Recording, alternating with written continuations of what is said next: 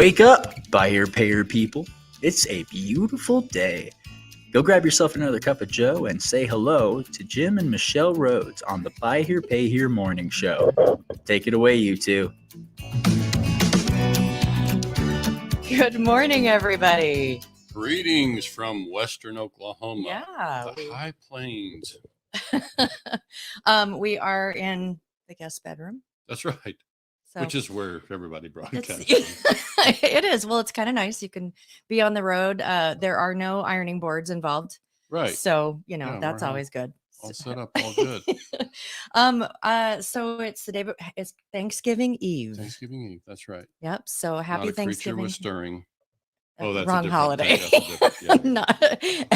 Every turkey was nervous. Yeah, right. Yeah. I didn't get a chance to write a poem for Thanksgiving. I think we should. I think we could do a really good job of that. So traveling all day long yesterday, lots and lots of different flights. It's great people watching at the airport. Yeah, it just is. Yeah, it was an awful lot of fun, and we stopped at a place up from the airport, and we stopped at a Whataburger. Yeah. When you're in Texas, you got to do Whataburger. You got to. And people in Texas know. Yeah. And as we were leaving, Jim's like, is it my imagination? Or there are a lot of people here in pajamas. Yeah. And I was like, it's like Walmart, except with hamburgers. Right. Yeah. It was it was kind of a thing. It was fun. It was good people watching. We were the best dressed people. We were the best dressed people. Yeah. And we've just been traveling all day long. But I figured, it was late. Everyone's probably just winding down. It's like, oh, we didn't do dinner. Yeah. I think it was about 8 or 9 o'clock at night when we swung by there. Of course, we're coming off Eastern time zone. Yeah. So adjustments. But it's all good. Listen, we got a great guest with us this morning. We are pleased to have Gordon Tormohlen. Most people know him as Gordy. And so we've got him standing by in the wings and happy to bring him in to talk about. You got some things? I don't know if you guys noticed, but I'm like on the wrong side, and I can't do the control board with my left hand. Oh, it's just like I'm. Do we want you to switch? No, okay. We'll be fine. All right. Good morning, Gordy. Hey, Gordy. Good morning, guys. How you doing? Very good. How are you? I am flat out jiggy. I got my coffee with me. We're good to go. Nice. We got to step ours up. I even had my coffee on his side. Oh, you guys are just all messed up. I just, you got to flip or do something. That's terrible. Yeah, something not right. I think, when we do this on Friday, we'll have to make sure that we're on the right side. Right. So, we don't want to cause any marital issues this early. Right. No. It's not that important, but it's like Michelle's not on her A game, and right. So we're pleased to have you join us. You and I've had a chance, and of course, Michelle's been there when we had a lot of recent conversations. We always enjoy spending some time with you, and I think without kind of what Tommy Brandis calls a back in the day guy, without you and I going way back, you and I knew each other from back to my car biz days, early 2000s. So. That's I have recollections that even go into the 90s, but I'm not sure I'm accurate either. Oh yeah, that could be. I don't remember anything about the 90s myself, but yeah. We both had darker hair. I can tell you that. That sounds right. That could be accurate. Yeah. So I think it's always fun to spend some time with you. And then those who don't know Gordy, he has served for many years in his regional board for NIADA, and now, of course, a national board as well. And I think I read that you're the president-elect. Is that right? That is correct, yes. Congratulations. Congratulations. When do you take the helm on that? I know we have Scott Allen in that chair now. Pardon me. That'll be in June at the NIADA convention. So. Very nice. Looking forward to that. Yeah. We will make sure we're in attendance for that. We will be. The way I look at that's dealers' last chance to vote me out if they want to. Yeah, of course. Yeah, I don't see that. One of the things that occurred to me about that is, we're coming off of a tenure with Scott Allen, and what that tells me is that even though NIADA clearly is, representing independent dealers in both independent retail space and in Buy Here, Pay Here, it's clear that Buy Here, Pay Here is well represented in the conversations, at the board level. Very much. Absolutely. And so there's always a little bit of a back and forth between the retail and the Buy Here, Pay Here guys. I mean, honestly, we're serving the same customers in the same space. It's just that, one group retails and finances elsewhere, and another group owns finance companies that are related to their business. Of course.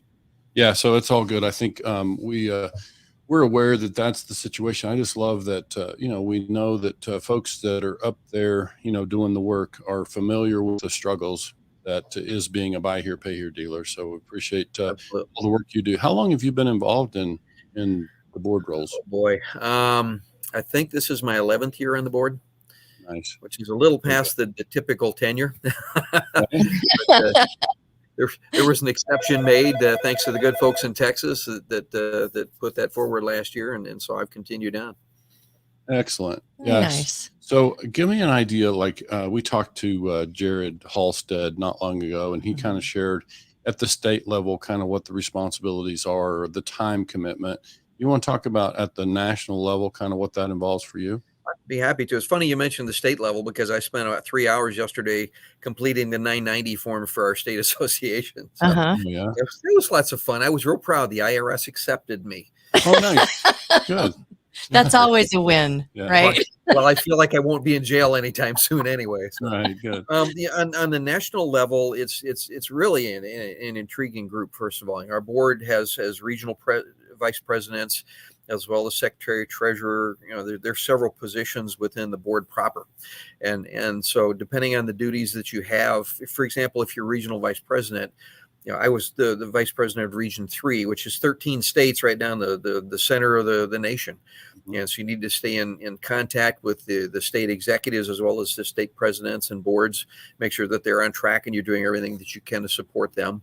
And then it goes further into board meetings and giving your opinion on very, very important topics to the industry, things of that nature. Typically, a regional vice president will spend, a day a week really working on those issues and making sure they're in contact with folks. There might be things that come up legislatively where we want to reach out and make sure that everybody's aware of what's going on and contacts their congressman or senator. That might take more time because you got to make phone calls for each of your states and so forth. But where I'm at this point in time as a president-elect, a lot of what I'm doing is trying to learn the job of being president. So I've spent a lot of time whenever we're at conventions or face-to-face talking with staff members, with Bob Voltman particularly, with Scott and Joe McCloskey, our chairman, trying to figure out what they went through and trying to get going on that and on track. Right now I'm making lists of committees that are going to need to be populated with people and so forth. So all fun stuff, but I'm probably putting 10 hours a week into it at this point. So yeah, well, you still got to be a car dealer. You still got your business to run back there in Illinois. So So it's a bit of a commitment, but I mean, it's for the betterment of the industry. So it is. And Michelle, I'm approaching, gosh, this is weird because I started when I was really young, but I'm approaching 50 years in the car business. And it just feels good to be able to give back. When we sit down and I'm at a convention and talking with dealers face to face, that's the most fun because you're interacting with entrepreneurs that have the same concerns that you do, and they're trying to drive their business forward and help their families and all the rest of it. And it's really rewarding. Yeah. Before I ask the next question, I just wanted to pop this back up here. Your wife. Now that's what, we talked about a marital moment before. This is a marital moment. So my beautiful wife, the most tolerant human being on the face of the planet, often known as she who must be obeyed, is watching. Oh yeah. Making sure that I do things right. Checking Hey, Lord, if I goof up, if somebody just rips the cord out, you know what happens. Yeah, that's right. Well, it's the beauty funny. of going live. She can only correct you after. Yeah. In this case, so yeah. Well, yeah. She can through comments. Yeah, she can throw the comments in there. My cell phone's right here, so if there are any texts that come through, I'll alert you. Yeah, I haven't met funny. Lori yet, but I suspect Yeah, we'll get that I'm looking opportunity forward in to June. being able to Sounds do like- that. I think you guys will be friends in about the first 5 seconds. Yeah, sounds right. Awesome. I love Look that. forward to that. Yeah, we've been friends on Facebook for Yeah. a while. Yeah. It's been like a year or so. Lori is a force to be reckoned with on Facebook. Yeah. She got involved when our daughter went off to college, and it wasn't. I think we went up for the auto show. This was at Northwood University, so it was maybe 6-8 weeks into the school year. And when Lori walked on campus, she's got people coming in going, "Hey, Mama T, how you doing?" And our daughter's like, "What? How did this happen?" And so she just went right in there and got contacts, and Yeah. That's, fun. one thing that I really appreciate is, when you have a good partner, Yeah. it just makes a lot of things a lot easier. I have one. I do too. Yeah. Good timing, Jim. Good Yeah, thank answer, you. Jim. I'm picking up. Yeah. Well, as you appropriately mentioned, we're on Thanksgiving Eve, and life with someone who you love is one of the things to be most thankful for. It really is. Oh, Of that's course. beautiful. That's Yeah. beautiful. That is actually one of the things I wanted to ask, like towards wrapping up, is about being thankful. But I did have a couple. I had another question I'd like to throw at you about the processes in the NIADA, the state, the regional, and so like, who is it that brings things to the board? I mean, is this something that comes from dealers and you listen to dealers and then you say, hey, I have an initiative I want to talk about? How does that work? Really depends on what the initiative is. I mean, Mhm. we're constantly trying to listen to dealers, vendors, partners within the industry. Obviously, the legislative issues come up whether we want them to or not. So, it's very important to have an active staff that supports Bob Voltman and helps him, and also that channels back to the board in terms of what needs to be done at what time. So there are always industry initiatives.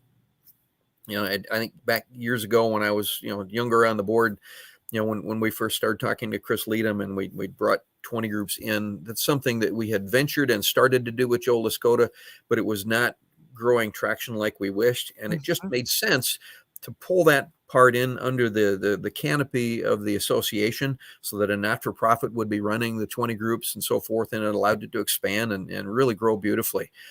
Same thing happened with Ken Shilson. Ken's, he knows he's not going to live to be 170. So, he wanted to do something for the industry where he could bring his group back in and do that with NIADA. So it's you're pulling all these groups in. You've got all these different signing boards and different issues come up.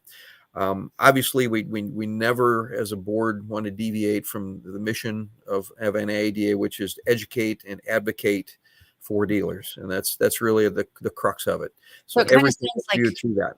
Yeah. So it kind of sounds like, dealers get involved in 20 groups or their state things. And so it's like things just kind of, they flow upstream to, Everything that we have that dealers get involved in, whether it's a 2-day boot camp or a 20 group, or if they come to a convention or whatever, everything is a sounding board for the board and the staff. What's going on in the industry? Where are their needs? What should we be doing to help dealers do better? Yeah. So what's the biggest thing you guys are working on the national level? There are two things that are really, really rolling right now. There's a very, very critical meeting taking place next week with regard to the certified pre-owned program. It's been relaunched, and it's really been well thought out. It's had a lot of input from dealers. When previous iterations of that program had been done, it was done with one servicing company, and that's all there was. At this point, we've got 4 of them signed up, another one's still in the wings trying to make a determination if it's fit or not. So dealers will be able to choose from the company that services them the best and still offer the NIADA certified program. And so we're trying to get that launched. We really want it to take baby steps first, and then this program will be phenomenal because it's been well thought out by dealers. So it'll start out with a very upgradable 3.3 program that the dealer can upgrade and increase their profit level by doing so, upsell that. When you think about a manufacturer program, GM, Chrysler, doesn't matter who, they've only got a network of their dealers to do the servicing on that program down the road. So it's 5,000, 4,000 locations you can have serviced. Because we brought in TechNet and Advanced Auto into this, what you'll find is with the NIADA certified program, there'll be over 16,000 shops nationwide that consumers can take their vehicle to have it worked on for an NIADA certified pre-owned warranty. So it's really a dynamic program. It's got a lot of moving parts, but it's really going to be incredible. That's one thing. The next thing down the road that we want to get launched before we get to convention, I'm working right now with Janet Stoddard, who's our director of education. Really like her. Oh, she's great. She really is. We're building the program for Certified Master Dealer again. This is NIADA's premier training program for dealers that have been in the business. they got some traction, but now they don't know where to go. And so this is designed to give you an all-encompassing look at your dealership operation and how you can account for things, put in, KPIs and monitor and manage your business instead of having it manage you. So that we hope to have ready and do a beta group, hopefully even before the convention. There's a lot of demand and a lot of interest in that program. So we're eager to get that going. Those are probably the two biggest. Yeah, we've heard others talk about that. They're excited to see that come back around. And obviously it sounds like you're going to make it even more robust. And I would just share with you that as you build that out, Michelle and I would be thrilled to join you in creating kind of what we call a squiggly lines track of that, kind of the intangibles piece of what is kind of the buy here, pay here business, at least. The feel goods, the heart side. Yeah. We talk a lot about, bringing heart back to this business, or, there are many out there that do it. We just find that some fail to make the connection on, when you have your head and your heart in your business, then obviously you can build a plan that is a little more sustainable. It's strong, and you feel good when you go to bed and when you wake up in the morning. We tend to look at it, and this is our own operation, but these are pieces that'll may find their way into certified master dealer as well. There are two ways to look at a business. It can be transactional or relationship based. Transactional is exactly, hey, here's your money, thanks, see you later. There's the car. You're 2 days late. I want the car back. We're done. And it tends to, here are the outcomes of that. Okay. It can be very efficient. You can have lower delinquency numbers. You can make that work, particularly in a larger market where you have ample customers, but you will increase your advertising and marketing expense because you're always trying to find new folks. The opposite is a relationship-based style where, my pal Judy was in here the other night looking for another car. She's been buying cars from me since 1995. She bought a Sunfire convertible. Okay. Sunbird convertible, actually. Oh, wow. And she's been a customer ever since. She's got one she just paid off, bought another car, and now she wants one for her son as well. And that's all 100% relationship based. I don't advertise. When I many years ago, when I was in franchise life, when I was a Chrysler dealer, the average dealer was spending $400 to $500 per vehicle sold in advertising. I spent $40. Okay, and we had a number of things that we did that helped that. When I came up into just running solely a buy here, pay here operation about 20 years ago, I haven't run an ad since. That was 2003. So I've been in 19 years, I've not run a single advertisement. I got a website, but that's it. Sure. And everything is repeat and referral. Yeah. It'll generate, it'll build your business. And frankly, it's a lot more pleasurable because you get to know folks when they come back and they repeat. You don't need to worry about your underwriting processes when somebody's already successfully paid off 4 cars with you. Yeah, exactly. 2 things. One, you must have been in our living room on Saturday because we were mapping out the relationship transactional, and it's like straight lines, squiggly lines, head, heart, and we were just doing some brain map transactional. Yeah, and I remember. So I think you were in our living room at Fly. It's probably inappropriate. I'm going to go off camera for 2 seconds, and I'll show you something. Okay. This is so inappropriate. It's okay. We're all friends here. Yeah. So many years ago, when I was younger and thought I needed to achieve things in the car business, we went through a total quality management process, very similar to the Malcolm Baldrige National Quality Award. And I've got a 50-page booklet on how to run a dealership. Okay, cool. And it's all about relationships. We've got, human resources and strategic planning and all the rest of it. From that came a process map, and this is what you're talking about. And these were all the different ways, and everything about this process map, from somebody who just walked in the door to someone who became a loyal long-term customer, had to do with relationship-based marketing, and it's thought through the entire business. What I've found over the years is if you actually manage this way, you have less employee turnover. Honestly, you can pay your employees a little bit less, because not that you would look to do that, you want to compensate them well, but it's a cause. It's not just a job. So they're not constantly pushing to make more money because otherwise I'm out of here, go find something else. They can't find what you offer elsewhere, and your marketing costs are reduced. All of that teamed with the fact that it's just more fun.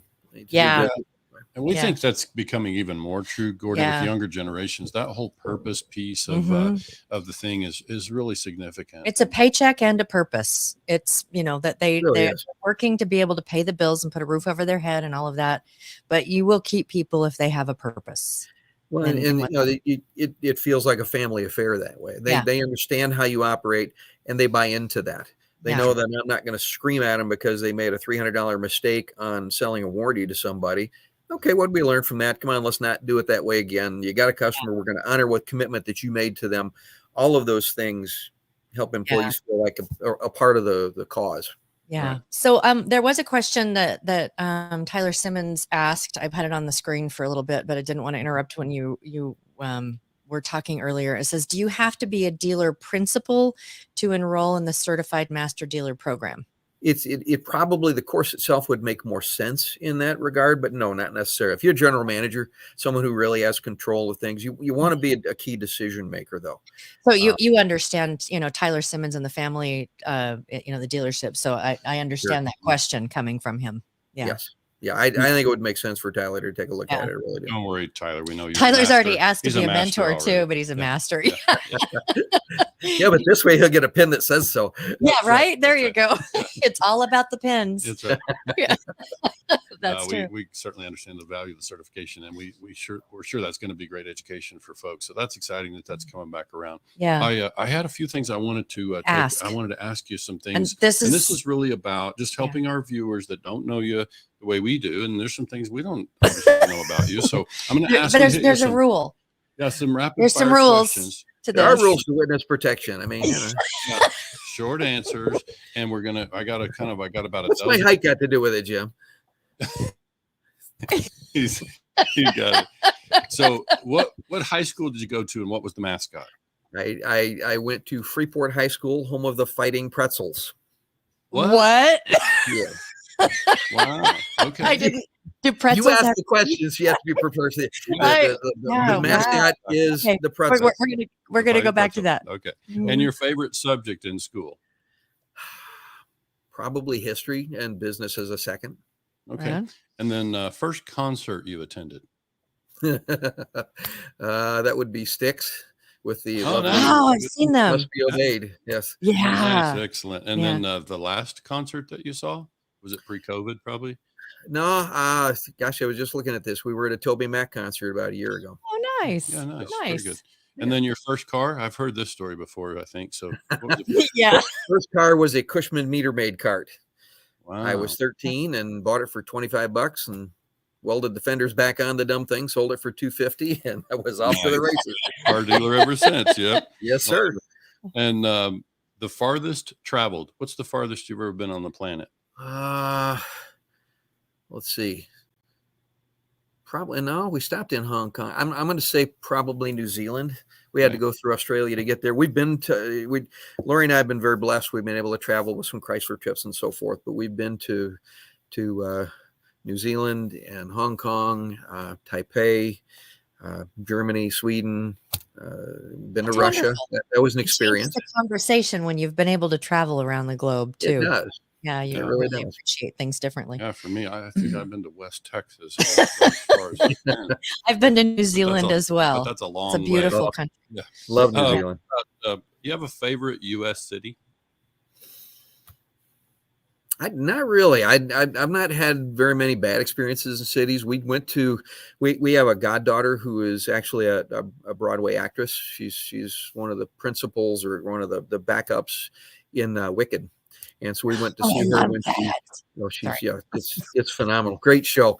But we had never been to New York. I'd never been to New York City. Lori actually has sung at Carnegie Hall with a choir that she was a part of. So she had been there before, but we went together and I loved New York City. I really didn't expect to. I thought, big city, big deal, but it was phenomenal. It was really, really nice. That's wonderful. That's good to know. Good play or musical. Yeah, I really like that. So here's an important one. Okay, wait. Just before he asks this question, I will always love you. Go for it. Are you an Android or iPhone user? Are you Android or? I'm iPhone. Oh yeah. Okay. I love you even more. Oh, yeah, you gotta keep it even. Well, you better love my wife because she's the one that made me get it. Before that, I had a BlackBerry I forever. love you more, I know, Lori. yeah. And besides turkey, what would be your favorite Thanksgiving dish? That's going to be a cross between the stuffing and pumpkin pie.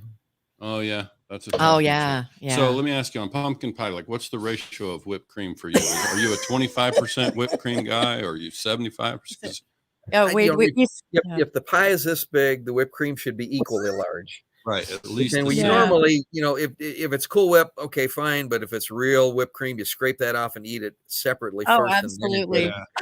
Yeah. So these are the important things we need. Well, and we were reminiscing on the drive in from the airport, and y'all know I lost my dad this spring, and we were talking about holidays were the best because he loved getting into the cans of whipped cream, getting into whipped cream fights with the grandkids. Yeah. And it was just it always happened, and so yeah, it was. I don't know if I could waste whipped cream that way. I need to eat it. For sure. I'm whoever said homemade whipped cream. Yeah, for sure. 100%. 100%. Cool Whip will do. Yeah. In a pinch. So we have a few more minutes, and it is Thanksgiving Eve, and so wanted to give you an opportunity to talk a little bit if you want to. We always kind of stop and think about the things that we're thankful for, that have made a difference to us. Maybe we start with a professional context, like just in our industry, got some things you're thankful for. Well, let me work this down a little bit. I think it'll make sense. 200% whipped cream for okay. Yeah, see, she's just gonna keep all this stuff. I have an awesome wife, by the way. That's you do. Right there.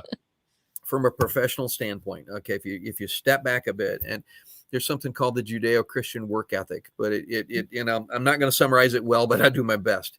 If an individual finds something that they like, and for survival, they need to eat, right? So they start doing this thing, and you start a business, and you do it out of self-preservation.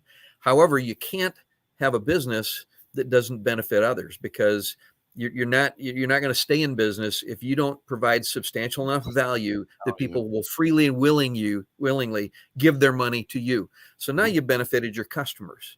You've also got to have employees to help you, so you benefit them. So now this dream of yours that started out as a business is, it's seeing to it that you and your family are well provided for, your customers are winning, your employees are winning. That's all a blessing. Yeah. And it's not in Gordy's little world. Okay. I'm in Freeport, Illinois, which is a humble, lovable little town of 25,000 people. Okay. I won't have the benefits that some dealers do in metroplexes with 1 million people. I won't be a multimillionaire, but I can live an awesome life. I've been doing this for 50 years, providing for myself, providing for my customers and my employees. And what a rich life. Yeah. What a great blessing. Yeah. Like some of those, you also get to go to sleep at night knowing you've done some real good in your community. You've helped a lot of people. Well, and that was, you talked about your customer and your employee, but through what you do, you start to affect your community. It becomes something that, and as we move forward with like the things that matter to us and that we're helping others, is that, that's really, it's about changing your community and changing the world. And it is changing attitudes and people amongst your community members. I mean, yeah, you see these folks out there at Walmart, or I call it Hellmart, but that's no other thing. But you see them in public, you see them in church and everything else, and you don't have to go duck out of the corner because you didn't fix that wheel speed sensor that they were on a problem with. You just, hey, how you doing? And we've had great stories over the years, but we had a town Founders Day celebration years and years ago. And this guy from our church came up and was talking to me. He's an accountant. So he was at this casual thing in a button-down shirt and everything else. He's and here comes one of my pair customers, and, leather jacket, no shirt on. Hey, how you doing, buddy? You're the greatest guy ever. Thanks for you. And this guy from my church is like, who are you? And what's right.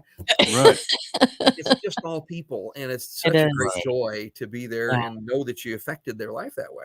Yeah. So, and that they know you well enough to come up and say, Hey, how's it going? It's good to see Exactly. you. They Mhm.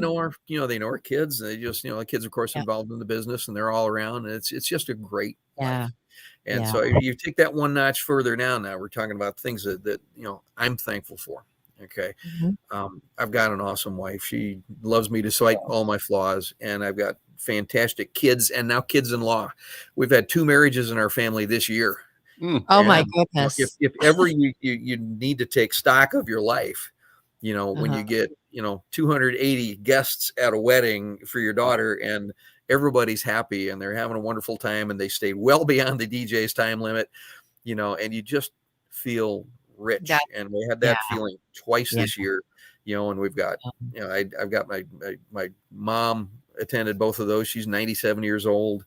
Wonderful. Lori's dad was that's here at our son's wedding recently. It's just, it just, from the oldest to the youngest, it's just Mhm. pure joy, and how blessed we are for that. And, there's a lot to be said for that. There just really, truly is. Yes, So, absolutely. the last thing, and the thankfulness, I think this is an important lesson.